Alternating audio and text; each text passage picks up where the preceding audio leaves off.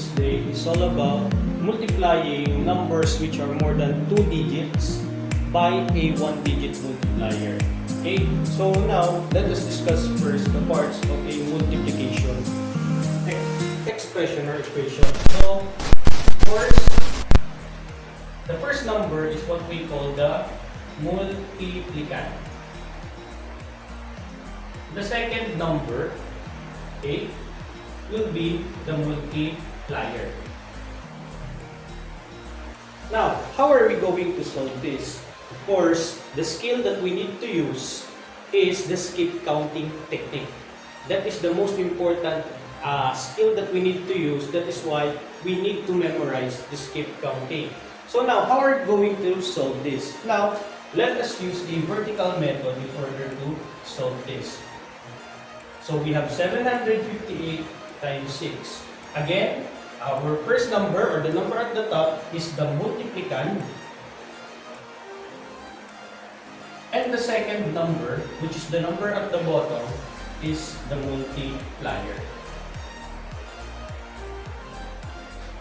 Okay, so now, in writing this in vertical form, of course, we have here the 3-digit number, ones, tens, hundreds. Those are the place value of each digit.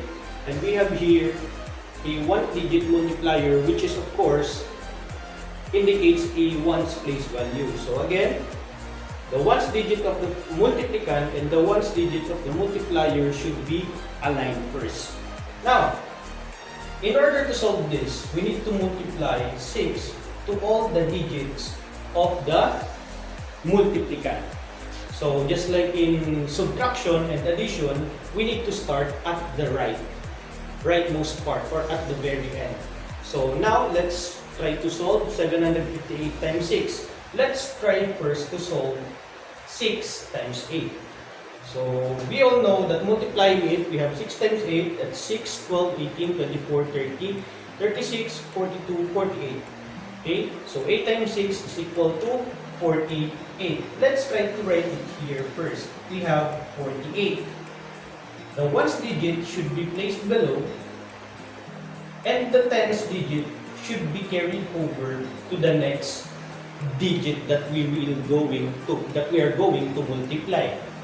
Now, our next number is 5. That is why we need to carry over the tens digit at the top of 5. The next thing we need to do is multiply 6 by 5. So 6 times 5 is equal to 30. 30 plus 4, remember that you need to add what is carried over that number. So 6 times 5 is equal to 30 plus the 4 is equal to 34. Same process, the ones digit should be written at the bottom and the tens digit should be written at the top or should be carried over the next number that we need to multiply. Last number that we need to multiply, 6 times the 7. 6 times 7 is equal to 42. Again, the carried over should be added. 6 times 7 is equal to 42 plus 3 is equal to 45. We need to bring down the ones digit here. And since we do not have any number that we can carry over the tens digit, then we will write it here already. Therefore, 758 times 6 is equal to 4,548. 4,548. And this is called the product. Remember that the answer or the result in multiplying the multiplicand and the multiplier, it is called the product. So again, 758 times 6 is equal to 4,548. Now, let us proceed to our second example. So first things first, we need to write this in vertical form in order to solve this. So just like what we did here, we are going to perform the same processes.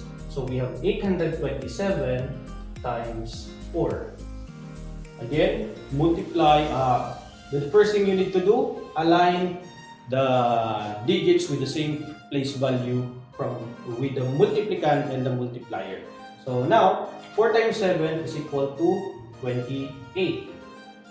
The ones digit should be written below, and the tens digit should be carried over to the next number that we are going to multiply. Next thing to do, 4 times 2 is equal to 8, plus the 2 is equal to 10. The ones digit should be placed below, and the tens digit should be carried over to the next number that we are going to multiply. Last number that we need to multiply is 8. 4 times 8 is equal to 32. Plus 1, so 32 plus 1 is equal to 33. So again, that's 33. We bring down, or we have written below the ones digit, which is 3, and since we do not have any number here that we will carry over this number, then this number or the tens digit should be written also below. Therefore, the product in multiplying 827 times 4 is equal to 3,308. So 827 times 4 is equal to 3,308. So that is how we multiply numbers or multiplicand with more than one digit by a one-digit multiplier. Again, the skill that we need to use or we need to master is the skip counting technique in order for us to solve this easily and faster.